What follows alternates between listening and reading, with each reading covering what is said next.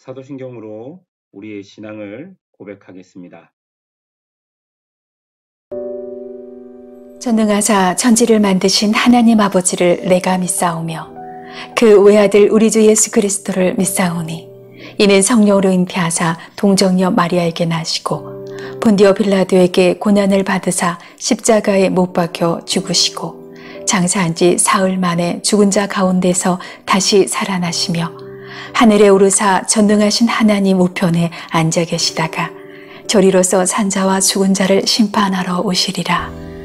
성령을 믿사오며 거룩한 공예와 성도가 서로 교통하는 것과 죄를 사하여 주시는 것과 몸이 다시 사는 것과 영원히 사는 것을 믿사옵나이다. 아멘.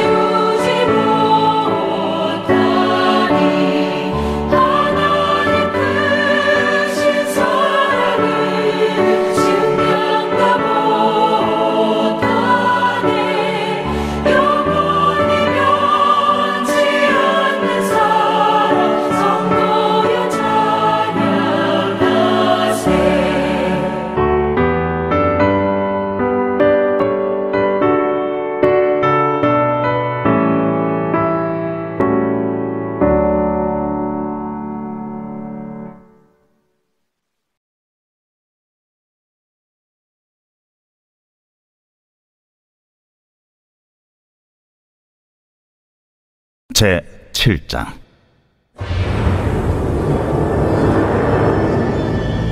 내 하나님 여호와께서 너를 인도하사 네가 가서 차지할 땅으로 들이시고 내 앞에서 여러 민족 헷 족속과 기르가스 족속과 아모리 족속과 가나안 족속과 브리스 족속과 히위 족속과 여부스 족속 곧 너보다 많고 힘이 센 7 족속을 쫓아내실 때에 내 하나님 여호와께서 그들을 내게 넘겨 내게 치게 하시리니 그때 너는 그들을 진멸할 것이라.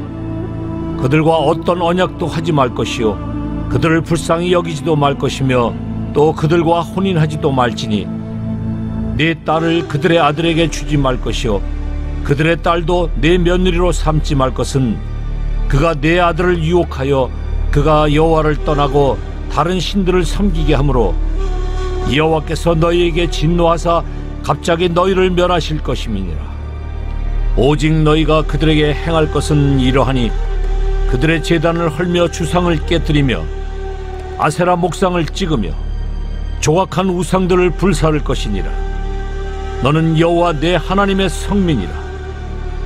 내 하나님 여호와께서 지상 만민 중에서 너를 자기 기업의 백성으로 택하셨나니 여호와께서 너희를 기뻐하시고 너희를 택하심은 너희가 다른 민족보다 수요가 많기 때문이 아니니라. 너희는 오히려 모든 민족 중에 가장 적으니라. 여호와께서 다만 너희를 사랑하심으로 말미암아 또는 너희의 조상들에게 하신 맹세를 지키려 하심으로 말미암아 자기의 권능의 손으로 너희를 인도하여 내시되 너희를 그 종되었던 집에서 애굽 왕 바로의 손에서 속량하셨나니 그런즉 너는 알라. 오직 네 하나님 여호와는 하나님이시요 신실하신 하나님이시라. 그를 사랑하고 그의 계명을 지키는 자에게는 천대까지 그의 언약을 이행하시며 인애를 베푸시되 그를 미워하는 자에게는 당장에 보응하여 멸하시나니 여호와는 자기를 미워하는 자에게 지체하지 아니하시고 당장에 그에게 보응하시느니 그런즉 너는 오늘 내가 네게 명하는 명령과 규례와 법도를 지켜 행할지니라. 하나님께서 지금 나에게 주신 가장 깊으신 뜻은 무엇일까요? 그것은 2024년 한 해 동안, 아니 나에게 주어진 모든 시간 동안 하나님이 나에게 주신 삶의 현장에서 내가 할 수 있는 일을 하면서 바로 이곳에서 하나님을 드러내는 하나님의 백성으로 사는 것입니다. 이것은 우리 평생에 하나님이 주신 가장 깊으신 뜻일 것입니다.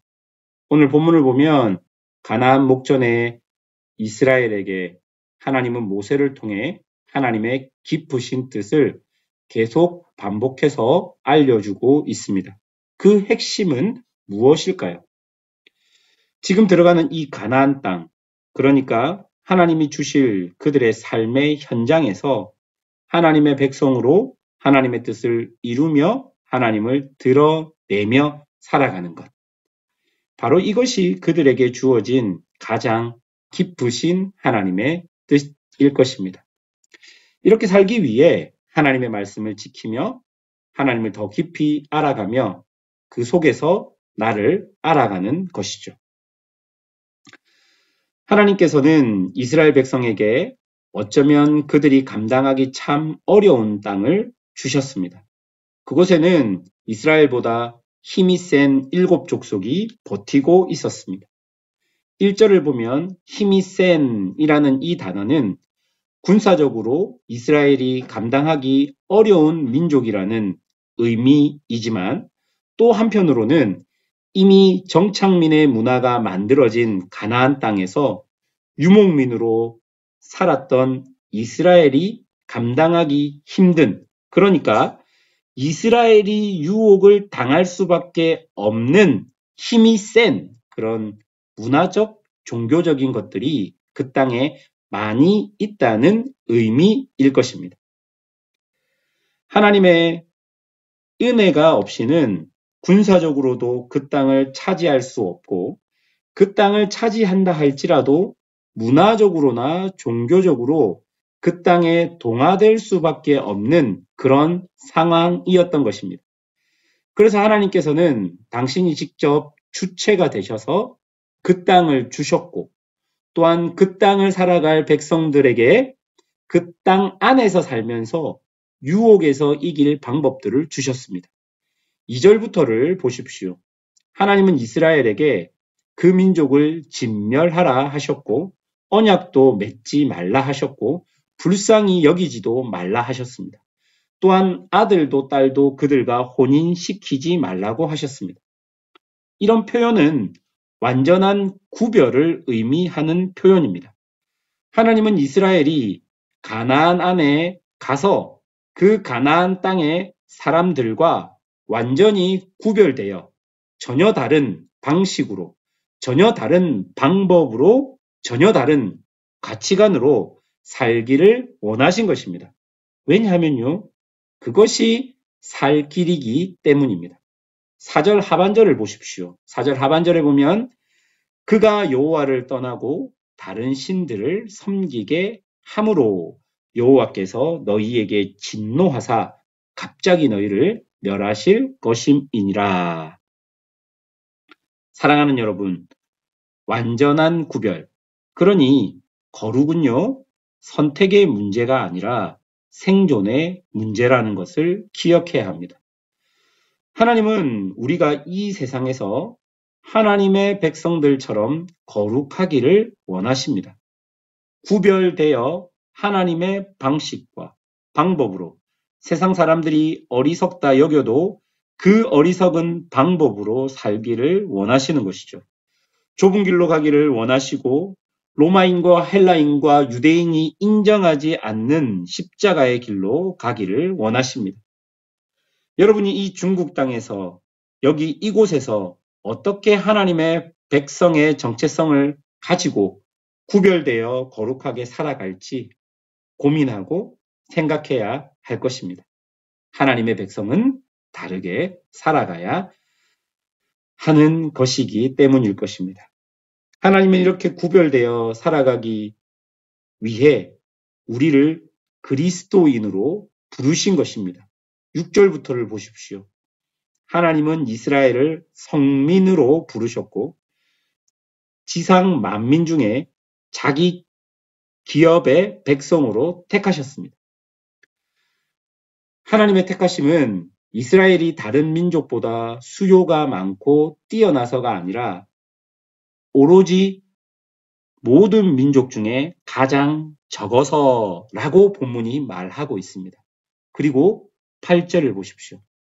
여호와께서 다만 너희를 사랑하심으로 말미암아 또는 너희의 조상들에게 하신 맹세를 지키려 하심으로 말미암아 자기의 권능의 손으로 너희를 인도하여 내시되 너희를 그 종되었던 집에서 애굽 왕 바로의 손에서 속량하셨나니. 하나님께서 이스라엘을 선택한 이유는 사랑해서 택하셨고 또한 사랑해서 애굽 왕 바로의 손에서 속량했다라고 기록합니다. 왜 사랑했을까요? 왜 사랑했는지 정확하게 이해되지는 않지만 그것은 하나님의 택하심입니다. 약하고 작고 사랑받을 이유는 전혀 없지만 그러나 하나님은 우리를 사랑하셨고 우리에게 사명을 주신 것입니다. 그러니 가분한 사랑을 받은 우리들은 하나님의 뜻을 쫓아야 할 것입니다. 11절을 보십시오. 그런즉 너는 오늘 내가 내게 명하는 명령과 규례와 법도를 지켜 행할지니라. 사랑하는 여러분, 이스라엘을 아무 이유 없이 작지만 연약하지만 사랑하셔서 택하신 주님께서 우리도 하나님의 택함 받은 이유는 전혀 없지만 내 안에 잘난 것과 내 안에 어떤 하나님의 택함을 받을 이유가 전혀 없지만 우리를 사랑하셔서 택해 주셨습니다.